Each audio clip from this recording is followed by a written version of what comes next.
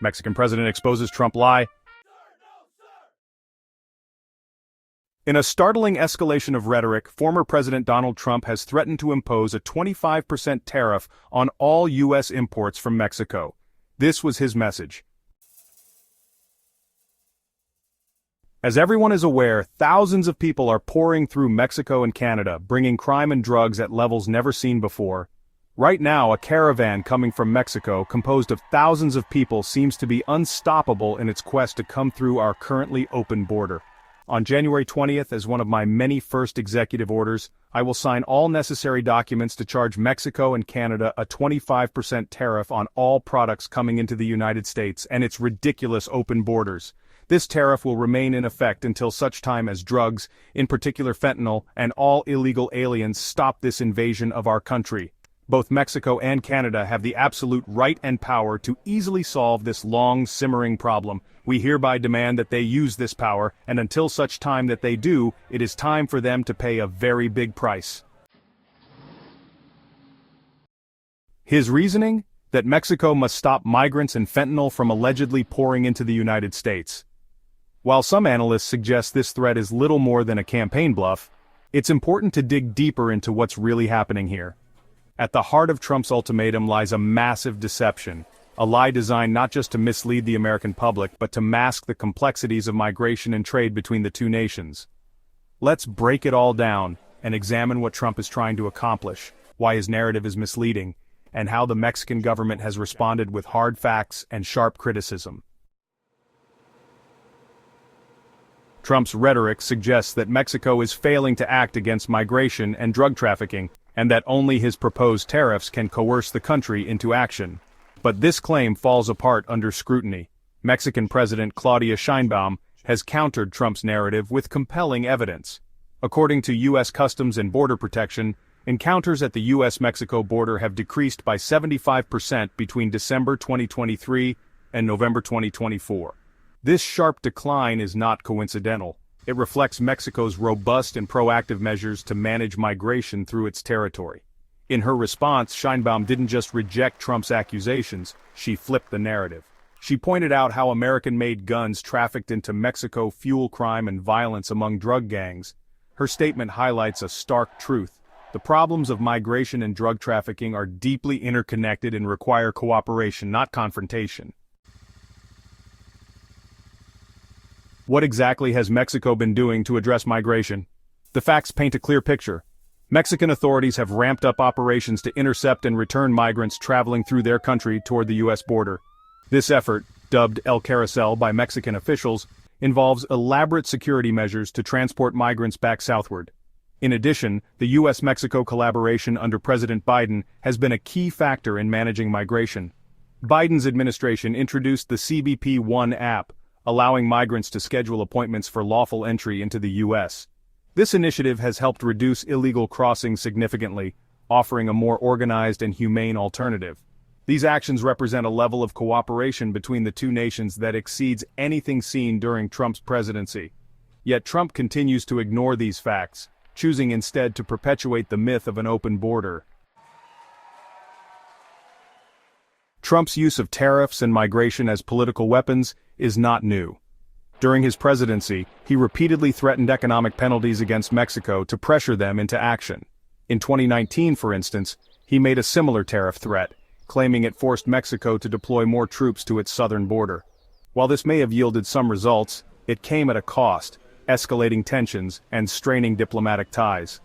Fast forward to today, and Trump is dusting off the same playbook. By painting Mexico as an uncooperative neighbor and blaming Democrats for a border crisis, Trump seeks to rally his base with a familiar narrative of fear and division. This strategy, however, ignores the progress made through diplomacy and collaboration under the Biden administration. Trump's tariff threats also raise serious concerns about their potential economic impact. Mexico is the United States' largest trading partner, with goods flowing between the two countries totaling hundreds of billions of dollars annually. A 25% tariff could disrupt this trade, leading to higher prices for U.S. consumers and economic hardship for American industries reliant on Mexican imports. From auto manufacturers to agricultural producers, The ripple effects of such a policy would be felt across multiple sectors. Experts warn that these tariffs could trigger a trade war, with Mexico retaliating in kind, further exacerbating economic instability. Let's take a closer look at the numbers. Under President Biden, border apprehensions have plummeted to levels sometimes lower than during Trump's presidency.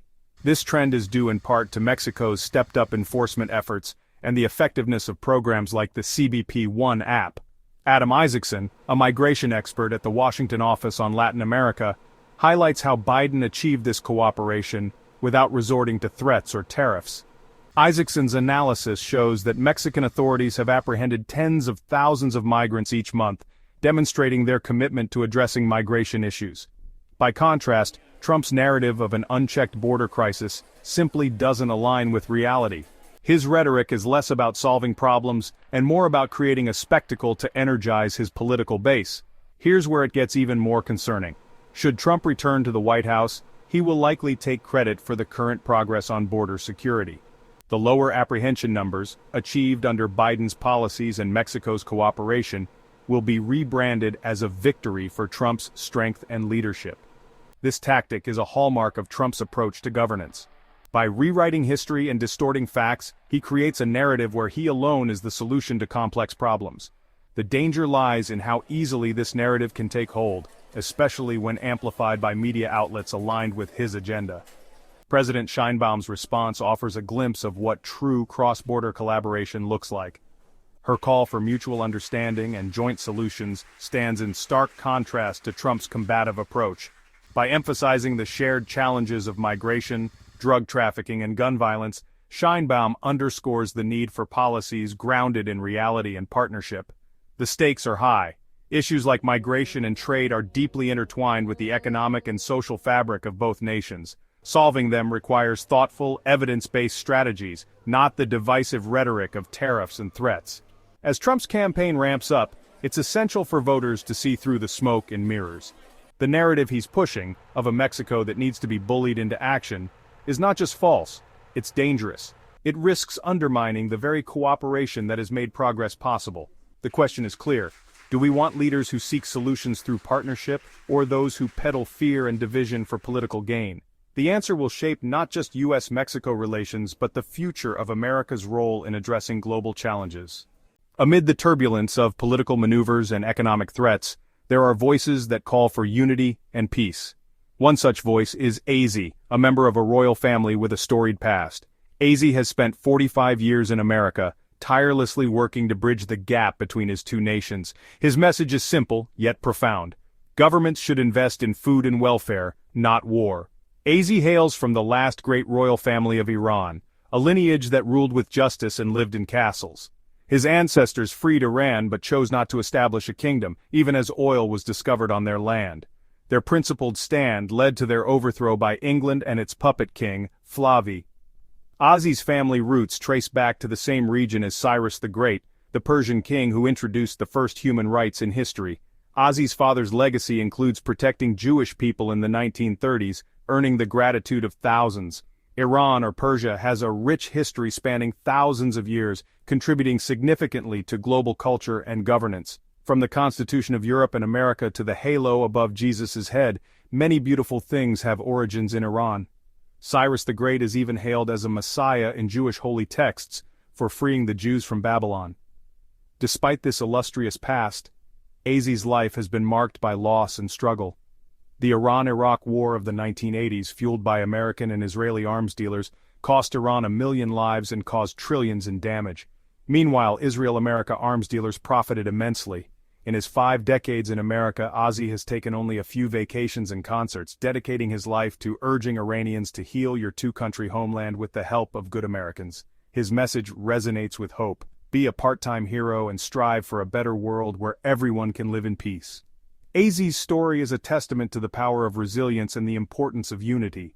As we navigate complex political landscapes, let us remember his call for peace and cooperation.